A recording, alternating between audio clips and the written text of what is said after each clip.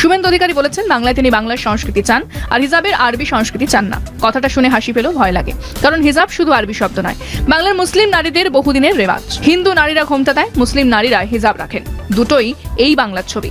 শুভেন্দু নিজেই আগেও বলেছেন মুসলিম ভোট তিনি চান না, এখন তিনি বলছেন হিজাব সংস্কৃতির বিরুদ্ধে লড়বেন। মানে কি, হিজাব খুলে দেবেন? বিহারে নীতিশ কুমারের মতো আচরণ কি বাংলায় চালু হবে? এটা ভয় দেখানো। সংবিধান বলে পোশাক, বিশ্বাস আর ইচ্ছে ব্যক্তিগত অধিকার।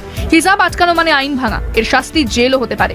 বাংলা সংস্কৃতির নামে এই রাজনীতি আসলে খাঁটি সাম্প্রদায়িকতা। কোন মহিলা কি পড়বে, কোন হিন্দু কি পড়বে, কোন মুসলিম কি পড়বে, উনি বলার কে? আমাদের দেশ হচ্ছে ধর্মনিরপেক্ষ ভারতবর্ষ। সেই ভারতবর্ষে কে কি পরিধান করবে, কে কি খাবে, সেটা নিশ্চয়ই শুভেন্দু অধিকারী ঠিক করে দেবেন না।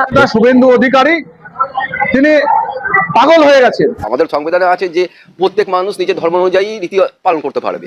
তো এখানে শুভেন্দু অধিকারী বললে তো হবে না, সংবিধান আমাদের সেই অধিকার দিয়েছে। শুভেন্দুরা পাগল হয়ে গেছে, কারণ হচ্ছে এই পশ্চিমবাংলা হচ্ছে হিন্দু, মুসলিম, জৈন, খ্রিস্টান সবাইকে নিয়েই এখানে পশ্চিমবাংলা চলে। শুভেন্দু অধিকারী, তাকে এই কথা বলার জন্য তাকে অ্যারেস্ট করা উচিত। তিনি যেভাবে আক্রমণ করছেন, এটা সমস্ত মহিলাদের ক্ষেত্রে তিনি আক্রমণ করছেন।